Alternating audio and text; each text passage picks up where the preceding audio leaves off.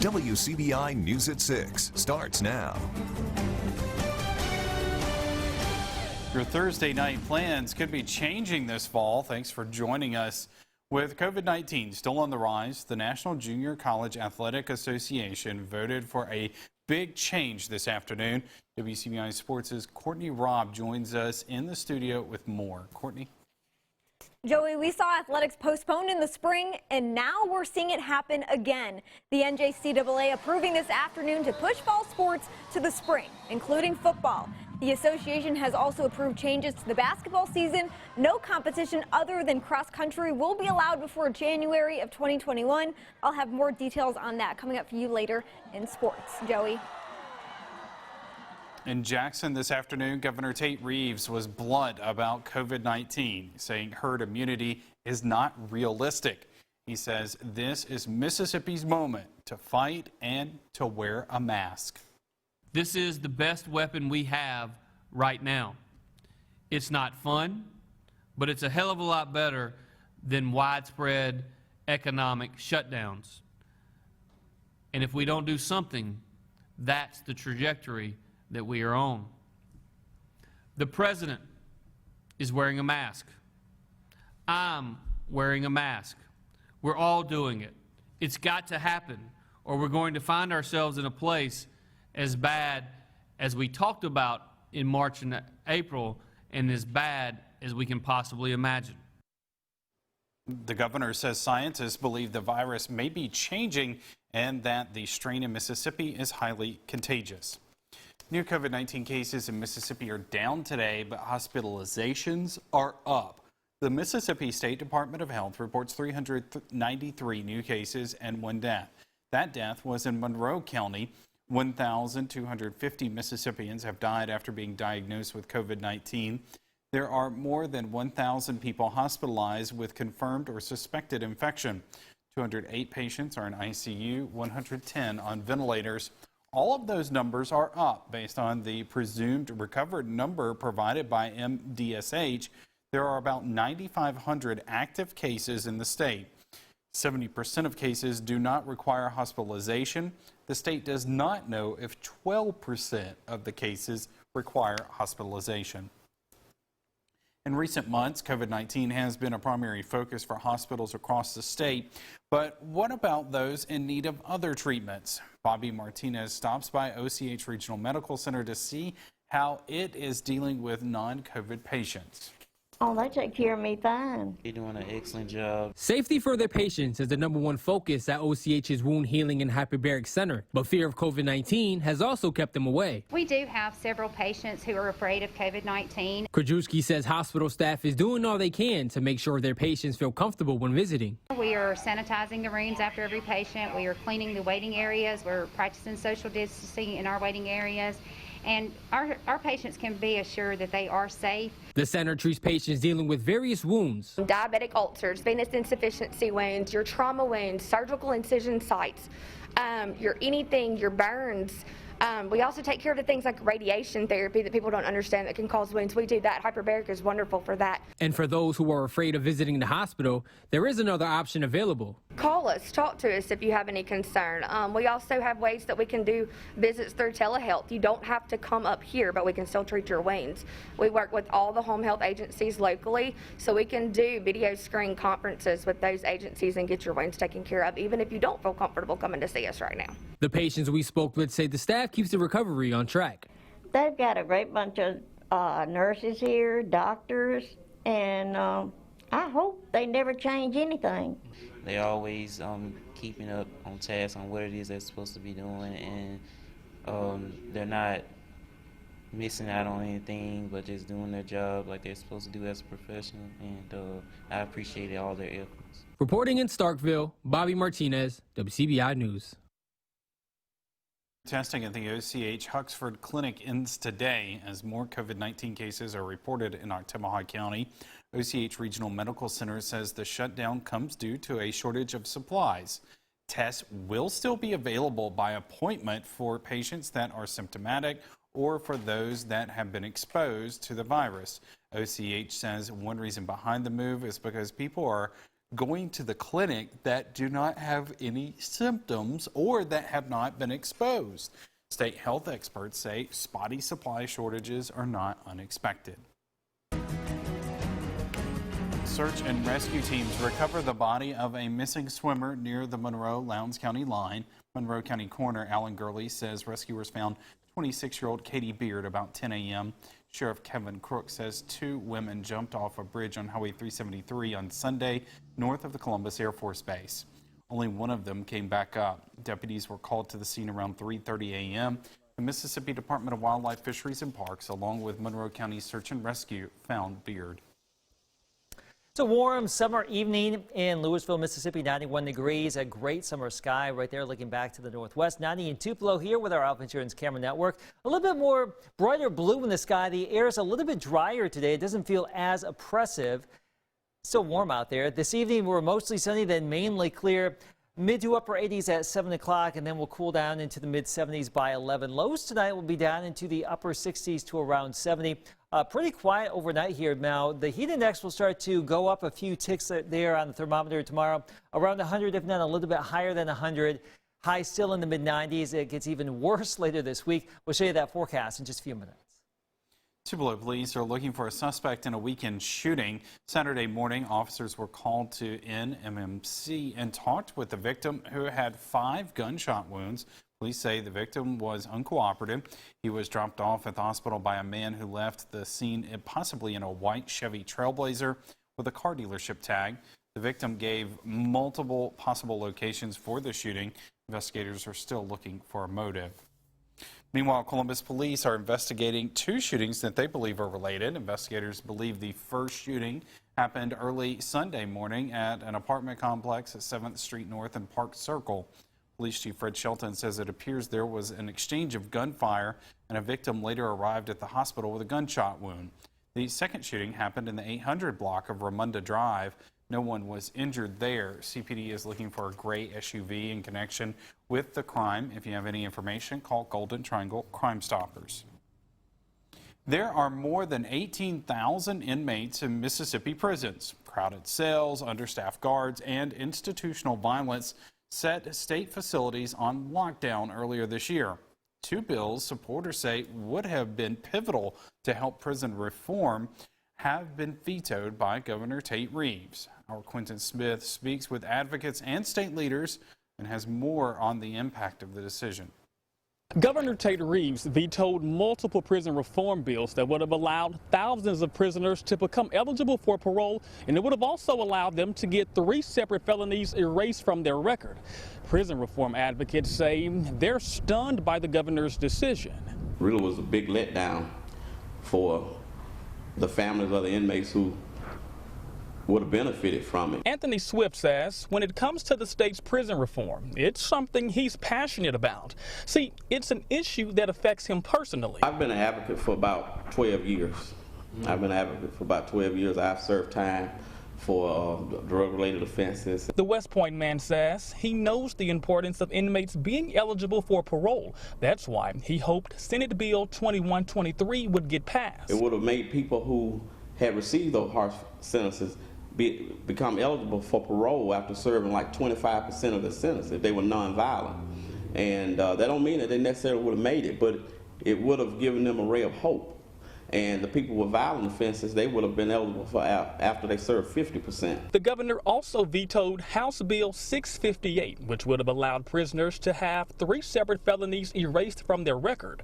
District 38 Representative Sheck Taylor says he voted in favor of both measures. We have to make sure that those who are being incarcerated, that there's a sense of fairness, that these people are able to be paroled, that these brothers, sisters, uncles, cousins are able to see the light of day, especially for nonviolent offenses. The state currently faces a federal lawsuit due to the poor conditions and overcrowding at its prison facilities.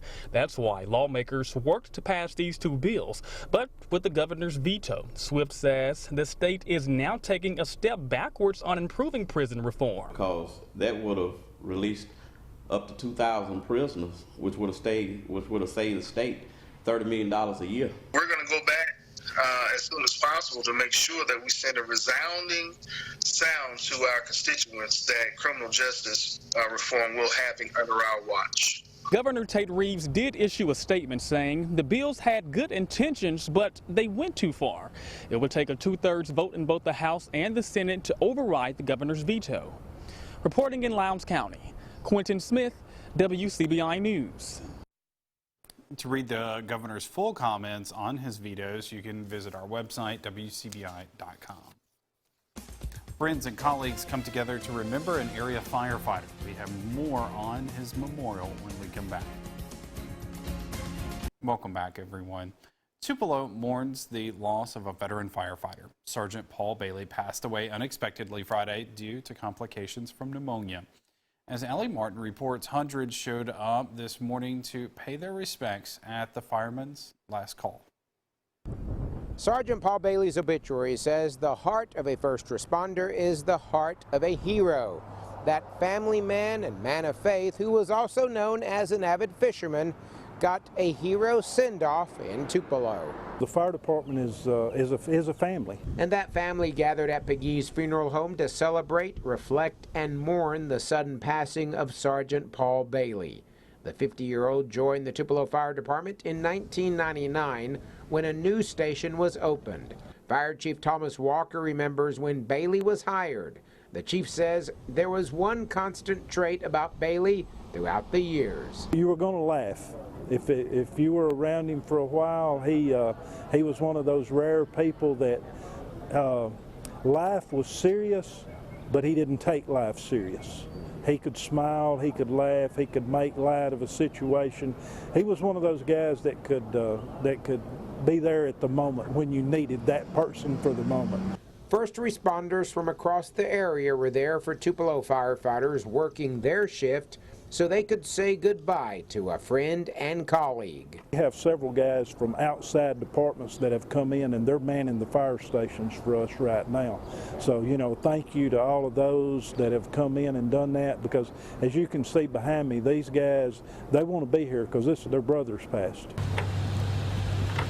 Sergeant Bailey took one final ride on the fire truck as his casket was placed on Engine 5 for the procession to the graveside service at Tupelo Memorial Park.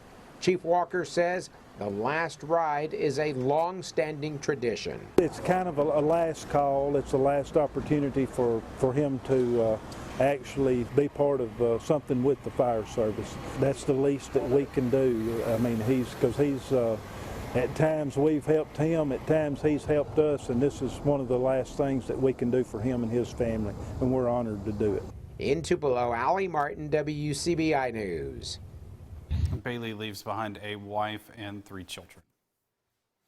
Well, another hot and humid day. It'd be nice to have one of those pools. Hey, you know what? Wouldn't that be nice? It would. my neighbors have one. I'll just hop the fence one of these afternoons and just have a grand old time. If you have a pool, now's the time. Tomorrow we're looking at mid-90s again. The heat index a little bit higher, and it gets even worse later this week. Your full forecast is next. WCBI First Alert AccuWeather Forecast with Chief Meteorologist Keith Gibson. Pretty much on track for the hottest week of the year. It could be the hottest year on record. We are teetering on the brink there too, just looking at climatology across the globe. But it's a pretty hot stretch here coming our way with a big ridge of high pressure. We've been talking about this for the last couple of days. It feels like 93 in Columbus right now, a little bit more oppressive in Jackson, Shreveport, Dallas. A deeper tropical moisture to our south. That's actually coming back to the north a little bit tomorrow. So our heat index likely creeping up to around 100, a little bit higher than that. Worse to the southwest still. And then we'll start to get into that soup a little bit more so on the Wednesday and Thursday. The trade-off here with the increased humidity will be a slightly better chance for a few spotty storms. So maybe some brief cool downs out there. But today at Durham's Pharmacy in Vernon, a very nice afternoon. In Columbus, 89 degrees with a mostly sunny sky here as we close out our Monday. 91 in Macon, 90 in Winona, 90 Tupelo, 88 Oxford, 91 in Louisville. Not too shabby here. A few storms right along the coast, and there's a few higher clouds in Arkansas with a dying storm complex. No rain expected with that, but there could be a few clouds later on tonight, some higher clouds. But this evening you may see, comment NEOWISE briefly on the Northwestern horizon here, just below the Big Dipper, just after sunset. This would be after 8 o'clock. You may be able to see it, you may not. Tomorrow morning, you may be able to see it too, looking to the northeast. So try it out. Your naked eye may see it. A better bet, a pair of binoculars. With these clear skies, you should be able to see something. If not the comet, definitely a lot of stars shining and some planets here in the sky this evening and tonight. Mid-90s here. Look at that. 4-hour day on Tuesday. The UV index at 11, the extreme category. So obviously sunglasses, sunscreen, hats, you name it, to protect yourself from this very powerful sunshine. If you're doing yard work, try to do it early or late if you can. But Futurecast picking up on our pretty benign weather pattern for tomorrow. Better storm chances to our south and west here. We're going to keep it dry locally, I think. Can't rule out a spotty shower tomorrow, but I think we'll have a better chance for maybe a spotty storm or two here starting Wednesday. We'll just carry over that opportunity through your Thursday, Friday, the upcoming weekend as well. Here's your AccuWeather 7-day forecast, and no big changes here. We're still thinking highs generally in the mid-90s, lows in the mid-70s. A lot of humidity. Again, today not that bad. It's hot, but not too terribly humid. That moisture starts to come back in here starting tomorrow, and it will be with us all week long. So very similar like here. It is July. This is what we can expect. Spring football is the new reality for JUCO this upcoming year. More on the changes to JUCO athletics next in sports. WCBI Sports with Courtney Robb is brought to you by your local Ford dealers. Go further. As coronavirus cases continue to rise throughout the country, the reality of football season continues to hang in the balance. The NJCAA making the tough decision to move fall 2020 sports to the spring of 2021. That includes football, men's and women's soccer, as well as volleyball. Cross country, however, will be the lone sport to remain with its regular fall season. All winter sports as well, such as basketball, will begin with competition in January, with championships moving from March to April. Spring sports, however, will continue as normal with minor date changes. ICC President Dr. Jay Allen made this statement on the decision. Itawamba Community College remains concerned about the health and safety of our student athletes, our coaches, and our fans. We had hoped that the National Junior College Athletic Association would have given it at least another week or so before making a decision. The college presidents voted as an association to have our commissioner for athletics express the Region 23 vote in abstention, as we believe that they needed more time and information before making a vote. We will get clarification on allowances for practices and scrimmages for all sports this fall, as well as schedules for all 11 sports this spring. The high school football tour continues to truck on. We kick off Alabama week with the South Lamar Stallions. Head coach Clay Gillum and his team come off another strong season, hoping to keep that trend alive. South Lamar is stop number 22 on the high school football tour. WCBI Sports 2020 High School Football Tour is brought to you by Itawamba Community College, Cannon Ford of Starkville, Monroe County Farm Bureau, Max South Broadband, and the Bank of Vernon. Year after year and season after season, the South Lamar Stallions continue to find success. In 2018, South Lamar went undefeated in the regular season. In 2019, the Stallions only lost one game in the regular season against Pickens County by just 3 points, 18-15. For the 2020 season, South Lamar still looks for that same kind of success. This goes to show how hard our kids are working and have bought into our system. They've done a really good job since I've been here, and I couldn't be more proud of them. We keep the same process. We put in work every day, continue to get better. The Stallions lose a good chunk of the team's 2019 offense. Stallions wide receiver Malachi Oglin, along with running backs Chase Sides and Horatio Washington, won't be returning. However, South Lamar isn't very concerned about filling those holes. Oh, you know, we got a really good core group of juniors and seniors coming up that's worked their tails off all spring up until the COVID, and now they've come back in stronger than they were before they left, you know, and I couldn't be more proud of them. Domination all year. It's my plan. Coach Gillum says something that's impressed him from watching his team this offseason, leadership. Younger guys stepping up, taking a big leadership role for one another, holding each other accountable. That's necessary if the Stallions look to continue the trend of finding themselves in the playoffs year after year. You know, they're all here for one common goal. You know, us and our coaches, you know, that's one thing that we harp on all year, you know, is we want to get to Tuscaloosa. We want to get to Auburn, you know, to where we can have a chance to hold up that trophy. The Stallions open the season at home against Vernon on August 21st. Grind. That's it. Just beat them. Outwork them. Reporting with the Stallions on the high school football tour, Courtney Robb, WCBI Sports. WCBI Sports 2020 High School Football Tour with Lamar County High School is brought to you by Alicia Clark of Alpha Insurance in Vernon, Shop and Save, and J-San Flooring Professionals. More for you when we come back. Plenty of 90s here for the next 7 days, plenty of humidity as well. That could give rise to a few spotty storms starting Wednesday. So if anything, maybe a brief cool down, Joey. The heat index well above 100 degrees here. It's summer, it's July. True. We'll enjoy those brief cool downs while we can get them. Get them while you can get them, right? Exactly. All right. Thanks, Keith. Thanks for joining us, everybody. Have a good night.